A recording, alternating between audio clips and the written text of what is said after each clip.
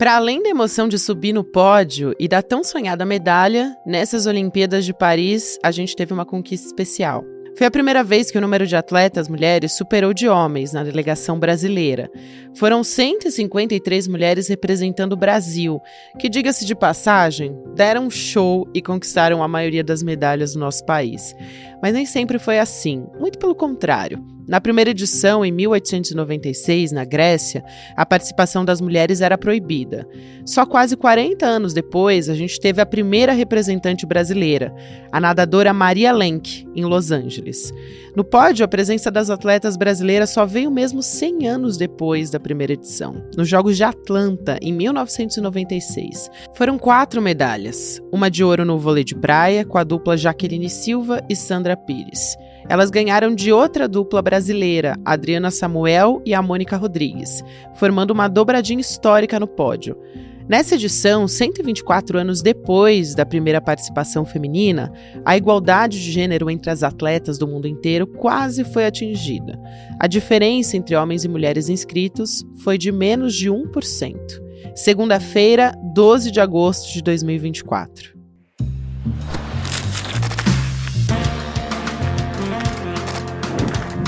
Olá, seja muito bem-vindo, seja muito bem-vinda. Eu sou a Gabriela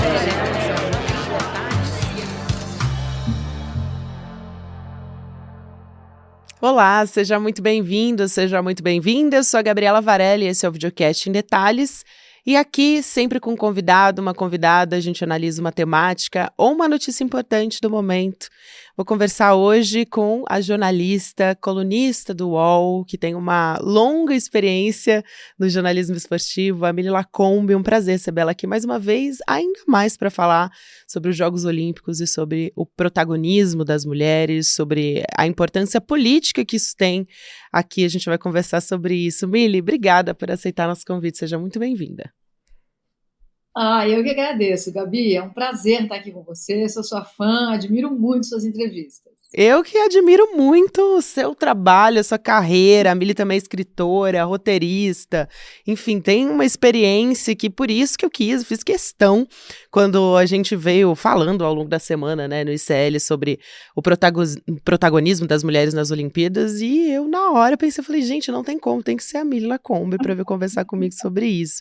E acho que a gente pode começar, Amélie. Você escreveu 2 colunas muito importantes no UOL, e a primeira delas, eu acho que me chamou mais atenção, que foi sobre a relação, né, entre as mulheres nessas Olimpíadas, eu vou até puxar pelo título aqui, que é um título belíssimo, que diz: Em Paris, as mulheres ensinam a amar, que inclusive me lembrou a Bell Hooks. Eu sou uma grande fã de Bell Hooks, né, que é uma escritora incrível, antirracista estadunidense, a Bell Hooks, que escreveu alguns livros sobre isso, né?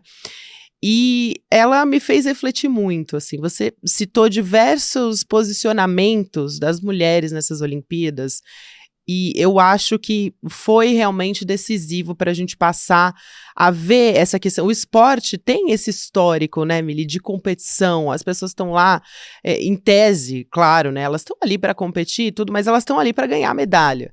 Então, e também, claro, a gente tem um histórico patriarcal que diz que mulheres não podem ser amigas, que elas têm essa questão da rivalidade, e você traz diversos exemplos ali na coluna mostrando como, na verdade, isso está sendo desconstruído, isso já foi desconstruído, está sendo, e é muito forte.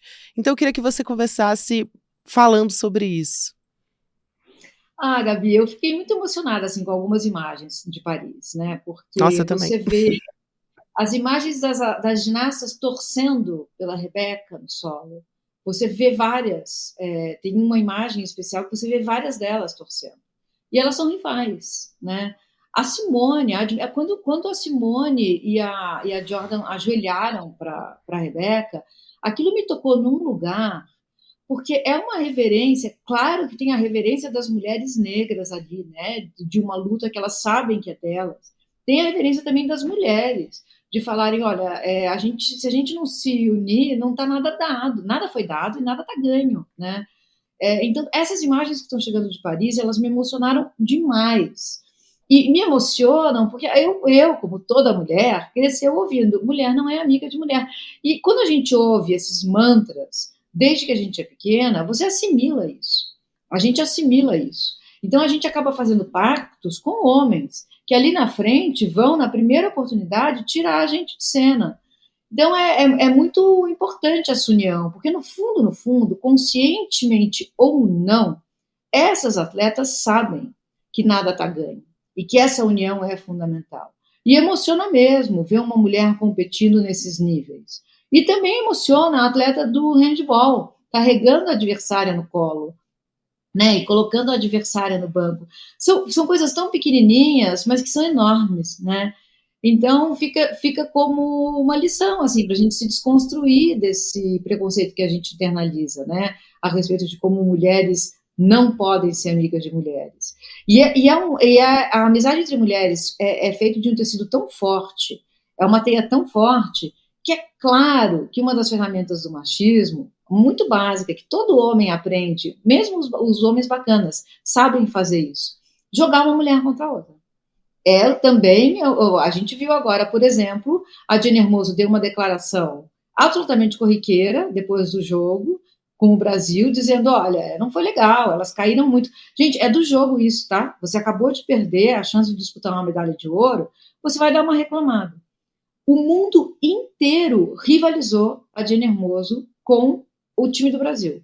As redes sociais da Puteias, da Jenny Hermoso, da Alexia, da Parejuela, foram invadidas. Sim. Invadidas. Então, é isso que é rivalizar mulheres. E, a ponto da Jenny Hermoso no dia seguinte falar, gente, a minha ídola é a Marta. Parem com isso.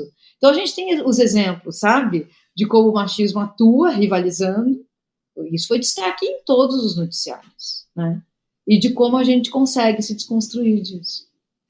Você falou até da Marta, eu vou entrar nesse aspecto também, claro, falar sobre o futebol feminino, porque acho que é um marco histórico muito importante, mas o quanto isso, como uma posição política, é muito importante também, né, Mili?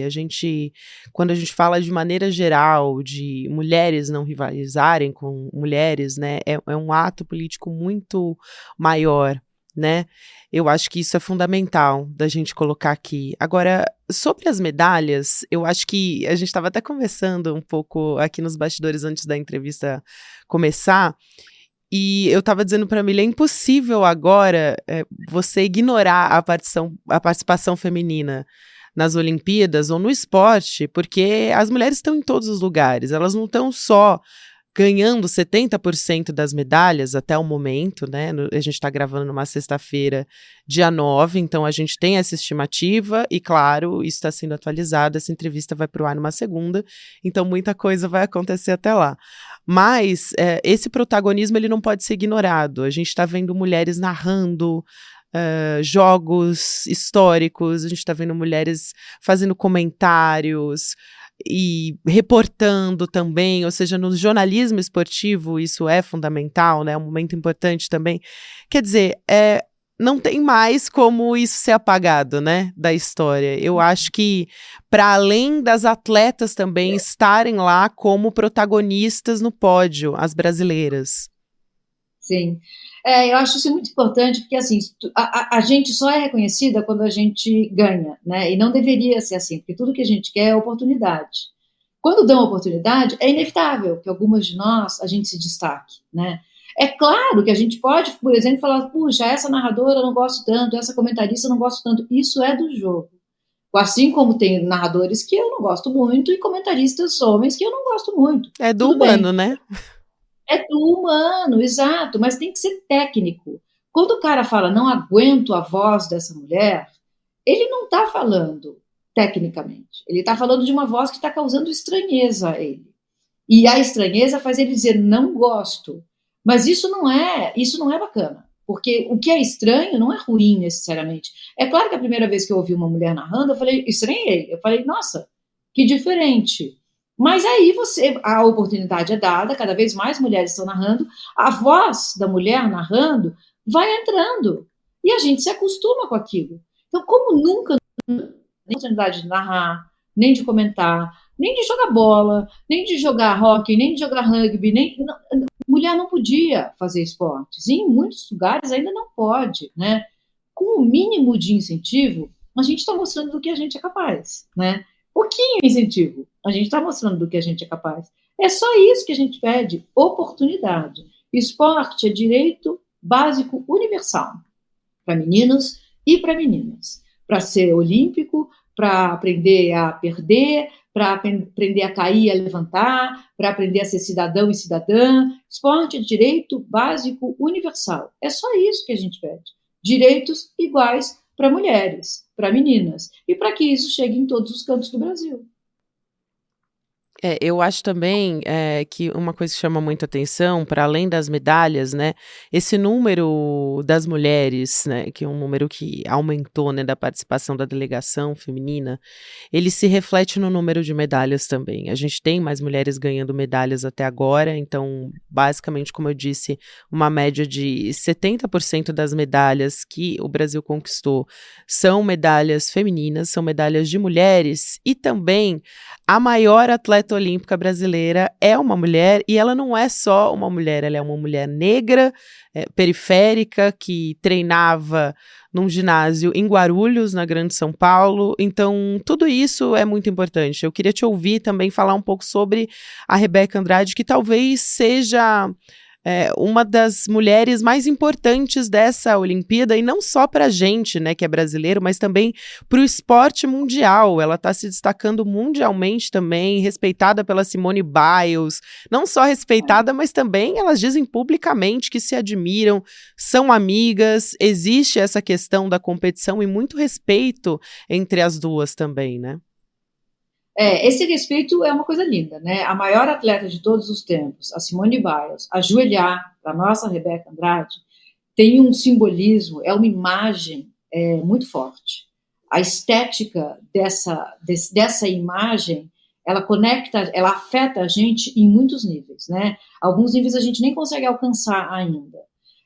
Acho que quando a gente fala em a Rebeca ser uma mulher negra e periférica, e ser hoje a maior medalhista, ter ultrapassado 2 homens brancos de classe média, tem aí um outro simbolismo. Não é para a gente dizer, então eles não valem nada. Valem muito. O Grael e o Scheid valem muito.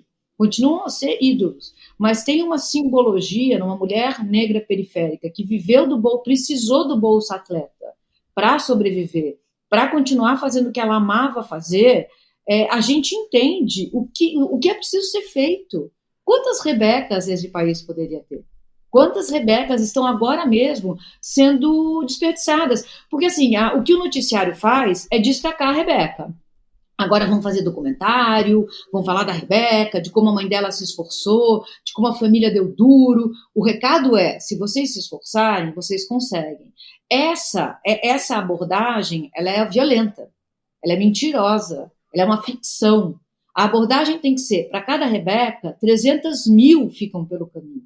Então, o olhar tem que ir para aí, para o investimento público, sim. Porque os mesmos que ficam cobrando uma participação tímida do Brasil em Olimpíadas são os que dizem, não paga imposto, tira esse Bolsa Atleta. Foi o que o Bolsonaro fez, né? Acabou com o Ministério do Esporte, cortou o Bolsa Atleta, dizimou as políticas públicas. Aí vai ter Rebeca como? Vai ter Isaquias como? Vai ter Bia Souza como? Vai ter Rafaela Silva como? Só por milagre. E aí o noticiário vai lá e reforça o milagre. Olha aqui, se você se esforçar, você consegue. Então, é um sistema que se retroalimenta em crueldade e perversão, sabe? E é para isso que a gente tem que olhar. Nossa, sem dúvida, você toca num ponto que é fundamental, né, que é essa questão da meritocracia, porque claro que a gente tem que ressaltar a história da Rebeca Andrade, a história da Bia Souza também, mas não achar que elas, que são exceção, que tem que ser uma regra, né, essas atletas, elas podem chegar lá tendo um incentivo e devem ter um incentivo ao esporte, né? Você acha, Mili, que o fato da gente estar, por exemplo, né, a gente parou agora para acompanhar as Olimpíadas e eu acho que cada vez mais a gente está entendendo que o esporte ele não se resume ao futebol masculino, né? E acho que é fundamental aí entrar na questão do futebol feminino, que é algo que você acompanha há muito tempo, então falar da importância disso. A gente teve uma vitória muito importante, mas a gente chegou lá, inclusive, sem a Marta, que é essa jogadora, que é a maior do mundo, que é tão simbólica também nessa conquista. E a Marta também, que está chegando na sua aposentadoria e deixa um legado aí para tantas outras atletas que sonham com o futebol feminino, né? Seria justiça poética que a Marta se despedisse da seleção com uma medalha de ouro no peito, né? Porque o Brasil chegou às 2 finais olímpicas, 2004 e 2008. Foi um verdadeiro contra tudo e contra todos. O futebol feminino não tinha investimento, o futebol feminino era ridicularizado pela CBF e por muitos dirigentes, era ridicularizado por boa parte da torcida. Ainda assim, essas mulheres foram lá e chegaram, porque são extremamente talentosas, em 2 finais, contra os Estados Unidos. Perdemos porque, estruturalmente, era uma diferença abissal e os Estados Unidos estão para o futebol feminino, assim como o Brasil está para o masculino. Eles praticamente criaram um jeito de mulher jogar bola. Eles investiram pesadamente. Eu morei lá e eu vi como é um esporte, primeiro, para mulheres, e elas são idolatradas, como Michael Jordan, como os grandes atletas dos esportes, basquete, futebol americano. As jogadoras de futebol, elas são idolatradas. Então, é muito bonito ver os Estados Unidos estarem em outra final, assim, com toda a minha implicância com o imperialismo deles, quando se trata de futebol feminino, eu gosto dos Estados Unidos. E elas estão em renovação. É um momento excelente para a gente pegar elas na final de novo, porque não é mais aquele time forte que a gente enfrentou 2 vezes, e o Brasil cresceu muito. O Brasil já não é aquele time que chegava aos trancos e barrancos. Então, estamos falando aqui antes da disputa, mas eu acho que as nossas chances são reais oficiais, assim, da gente ganhar. E a Marta, nessa história, ela foi, depois da merecida expulsão, que ela perdeu a cabeça, né, colocou a perna na cabeça da jogadora, chutou a cabeça da jogadora, não de forma proposital, mas foi uma falta feia de se ver, ela foi expulsa, e o Brasil aí começou a jogar por ela. Mas para quem viu os jogos, Gabi, assim, eu acho tão engraçado as pessoas que falam, não, ela não pode ser escalada porque o Brasil melhorou sem ela. É um comentário tão superficial, pelo seguinte, primeiro jogo contra a Nigéria, a Marta arrasou. Jogou 90 minutos, porque ela está tinindo fisicamente, e deu um passe para o gol. Sem ela, a gente não teria feito aquele gol. Ganhamos de 1-0. Contra o Japão, ela foi a melhor em campo. Ela saiu aos 90 minutos, aos 45 do segundo tempo. E quando ela estava no banco, a gente levou a virada. Quando a gente estava ganhando de 1-0. Ela foi para o banco e o Brasil perdeu de 2-1. Aí no terceiro jogo foi aquela coisa que ela fez a falta, rapidinho foi expulsa. E o Brasil perdeu vergonhosamente, porque o Brasil jogou apequenadamente. Aí a gente enfrenta França e Espanha e ganha, mas ganha com um esquema tático que era na raça mesmo. 3 atacantes, sem meio de campo, a gente se defendendo e colocando a bola para os atacantes correrem. É uma estratégia, mas é uma estratégia na raça. O que quer que seja também, o que aconteça, que logo depois que ela foi expulsa, as pessoas começaram a invadir as redes sociais, o fã-clube do Neymar, assim, se fosse o Neymar, vocês estariam xingando ele, mas é a Marta, então ela tudo pode. Sim, exatamente isso. Porque assim, só vai poder começar a comparar o Neymar com a Marta quando ele for eleito 6 vezes o melhor do mundo. Quando ele for o ídolo de todos os caras no mundo inteiro. Quando o nome dele for sinônimo de futebol. Ou seja, nunca. Nunca pode se comparar o Neymar à Marta. Não há termos de comparação. Então ela vai continuar sendo a Marta se o Brasil ganhar ouro ou prata, se ela jogar bem ou se ela jogar mal, se ela jogar ou se ela não jogar, se ela jogar e for expulsa, ela é a Marta, a maior que já houve. Aquela para a qual as atletas rivais se ajoelham. Então, é muito cruel a maneira como o futebol feminino é comentado, sabe? Gente que nunca viu o jogo de futebol feminino falando, não, o time melhorou sem ela. Não viram nada para fazer essa análise. Exatamente. Eu ouvi essa sua análise também anteriormente e eu concordo totalmente e acho muito importante também respeitar esse legado que a Marta tem, e não só o legado, mas também todo esse histórico, né, que ela trouxe nos jogos anteriores.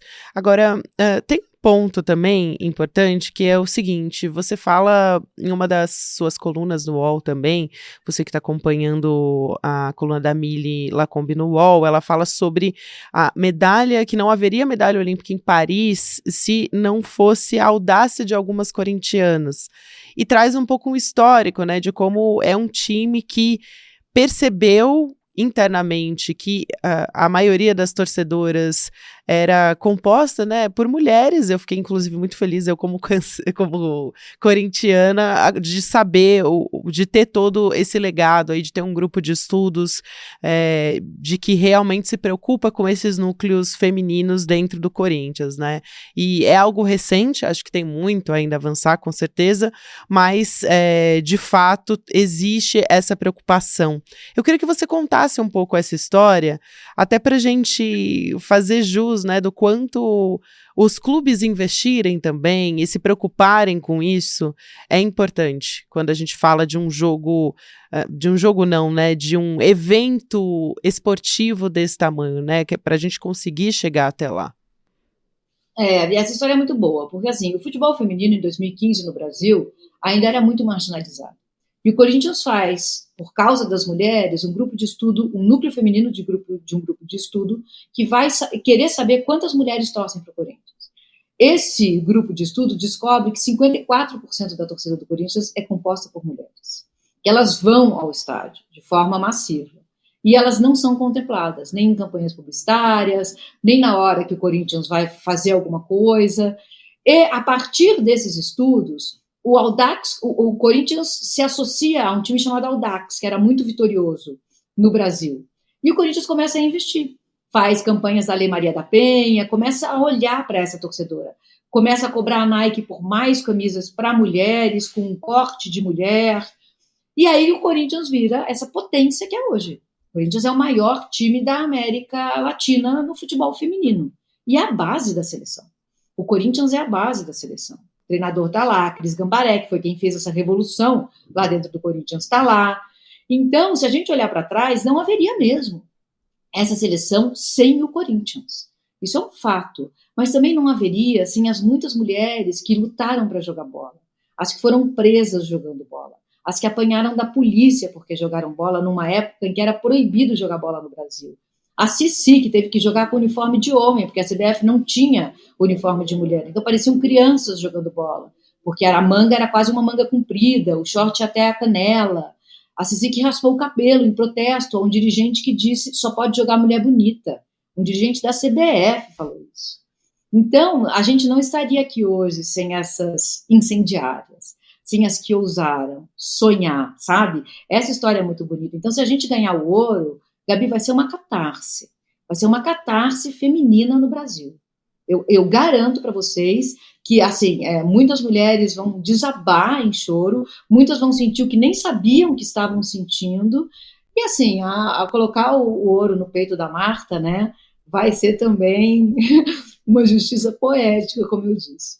Eu queria aproveitar para te perguntar sobre o incentivo, de fato, aqui no Brasil ao esporte. E também a gente teve uma ministra do esporte, né, que foi um caso muito lamentável, terem tirado a Ana Moser, que é uma técnica, que é uma conhecedora do esporte, enfim, e que sabe a importância do Bolsa Atleta e dos incentivos para que um atleta comece, né, desde a base para poder chegar a uma Bia Souza, a uma Rebeca Andrade, a uma Daiane dos Santos, né?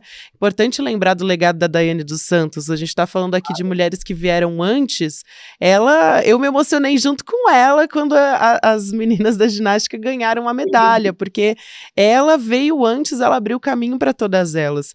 Agora, o quanto isso é importante, o quanto no Brasil a gente tem ainda um gargalo imenso, e quando a gente tem um ministro que é colocado, né, a serviço de uma política que eu chamo, né, que a gente acompanha no Brasil há alguns anos, que é essa política de centrão no Brasil, a gente não consegue vislumbrar, né, porque a gente começou a ver um pouquinho com a Ana Moser e logo na sequência ela foi retirada, e aí você perde totalmente um legado que estava sendo construído ali. Então o incentivo não consegue se construir de fato, né, Mili? Isso é lamentável mesmo, porque a gente saiu de 4 anos de governo Bolsonaro, que a gente viveu todo tipo de horror nesse país, né? Aí a gente elege o Lula, que sobe a rampa rodeado de representatividade. E assim, o Lula tem errado muito com as mulheres, né, Gabi? É erro atrás de erro atrás de erro. E não é só porque ele não é o Bolsonaro que a gente vai deixar de criticar. É óbvio que o Lula é infinitamente melhor do que o Bolsonaro. E o Lula é o melhor presidente que esse país já teve. Para você ver o nível da nossa encrenca. Ainda assim, o Lula é machista e é misógino. Assim como somos todos e todas nós. A gente está infectado com isso, né? Por que seria diferente com o Lula? A minha crítica a ele é que ele não está se desconstruindo. Que na hora que ele fala sobre o STF, não vou ser dominado pela pauta identitária, vou colocar lá quem eu quiser, ele estava falando isso se referindo à campanha para colocar uma mulher negra no STF, ele está dizendo que colocar um homem não faz parte da pauta identitária. Mas, gente, ser um homem heterossexual é uma identidade. E o Lula está infectado até a medula dessa identidade. Ele está cercado por essa identidade. A pauta identitária do Lula é o homem branco heterossexual. É o que está rodeando o Lula. Então, quando ele pega as ministras que ele colocou lá e começa a usar elas como moeda de troca, chama machismo, sim. Quando ele não coloca uma ministra no STF, chama machismo, sim. Quando ele escolhe compor a mais alta corte com só uma mulher, é machismo, sim. Precisamos falar sobre isso. Voto, se for o Lula contra qualquer outro, votarei no Lula, faço campanha para o Lula, feliz da vida, vou inteira de vermelho, mas não vou deixar de apontar isso. E ele tirar a Ana Moser é um golpe para todo mundo que gosta de esporte no Brasil. Porque é isso, é o sonho que vai morrendo. É a gente saber que haverá Bia Souza, Rafaela Silvas e Rebeca Andrade ficando pelo caminho. É isso, Mili. A Ana Moser, ela tem dado algumas entrevistas, né, a respeito das Olimpíadas. Ela tem sido muito chamada para falar sobre Bolsa Atleta. Ela sabe a importância para o esporte de alto rendimento, né, que é esse que dá mais visibilidade. Você ter uma base sólida e para que se possa construir isso é preciso investimento, né, não é um segredo. E ela diz isso também, ela que também está reconhecendo a importância das atletas mulheres nessas Olimpíadas, ela diz, a gente vai dar mais visibilidade para as mulheres, a gente vai ver mais meninas influenciadas por isso, se elas tiverem onde praticar esporte, né? Então, esse incentivo é fundamental. Acho que a Ana Moser, ela é uma craque, ela sabe do que ela está falando e é muito triste a gente não ver a Ana Moser mais à frente do Ministério do Esporte, né? Em nome de um fisiologismo que deixa a gente muito triste, né? Sim, é revoltante. Né? A gente sai da tristeza e vai para a revolta, pelo menos a revolta mobiliza mais a gente. E é esse o sentimento, sim, é revoltante, porque toda vez que eu ouço ela falar, a gente lembra do que perdeu, né? A gente tirou uma camisa 10 e colocou lá um volante que não sabe jogar bola e só dá canelada. Quero te agradecer aqui, passou muito rápido, sempre passa muito rápido quando a gente conversa, quero te agradecer muito pelo caminho que você abriu também. Eu que te agradeço, Gabi, é um prazer estar aqui. Eu gosto muito do João Rufino dos Santos, que é um sociólogo, que ele dizia o seguinte, tem 2 tipos de intelectuais no Brasil. Acho que era o Darcy Ribeiro que dizia isso e o Joel repetia. O intelectual contente e o intelectual irado. O contente está satisfeito com o Brasil do jeito que ele está e fica só reproduzindo o que interessa às classes dominantes. E o irado, ele está revoltado. Então, que sejam irados sempre. Sempre, Mili. Obrigada. Um beijo enorme para você, querida. Até uma próxima. Até mais. A gente conversou aqui com a Mili Lacombe, que é jornalista, roteirista, escritora, especialista em jornalismo esportivo, em esporte, né, feminino, em futebol feminino. Quero lembrar você que nessa semana a gente vai ter a exibição do primeiro documentário internacional do ICL também. A gente teve pré-estreia na semana passada do Vai Pra Cuba, Eduardo. Eu assisti, gente, olha, vale muito a pena mesmo fazer a sua inscrição para assistir aí no cineminha da sua casa, né? Então, você pode acessar em detalhes icl.com.br. Quando você faz a sua inscrição para assistir por meio do link do Em Detalhes, você está fortalecendo o nosso programa também e contribuindo para a gente continuar a trazer entrevistas aqui, entrevistas relevantes, importantes do nosso noticiário, do momento que a gente vive no país e no mundo. Obrigada, você que me acompanhou até aqui no YouTube. A gente está no ar sempre 10h30 da manhã, depois Mercado Investimentos e Rolê ICL. 6 horas da noite tem ICL Notícias segunda edição. Lembrando que todos os dias, em qualquer horário, a qualquer momento, você pode conferir todos os episódios nas plataformas de áudio também. Obrigada, boa semana para você. Por que você não vai para Cuba? Vai para Cuba! Você certamente já ouviu isso acontecer numa conversa quando você defende ideias igualitárias, quando você defende um mundo mais justo, quando você diz que é possível construir uma sociedade que não seja tão desigual quanto a nossa, quanto a do Brasil. Aí vem alguém e diz, já que você gosta tanto, vá para Cuba. De tanto ouvir isso, a gente foi. A gente não, Eduardo Moreira, o fundador do Instituto Conhecimento Liberta, foi a Cuba ver como é que é a vida lá. Voltou com um documentário fantástico. Tem a participação e depoimentos de muitos cubanos, entre eles da doutora Aleida Guevara, a filha do Che, Frei Beto, que é um ídolo em Cuba, e também de Miguel Díaz-Canel, que é o presidente de Cuba. Esse documentário inédito, exclusivo, você vai poder ver de graça no dia 13 de agosto, vai dar numa terça-feira, às 8 da noite. Depois eu te digo onde vai rolar esse documentário. Mas é de graça. Marque na sua agenda e aguarde aí. Se você perder, só tem uma saída. Vá para Cuba.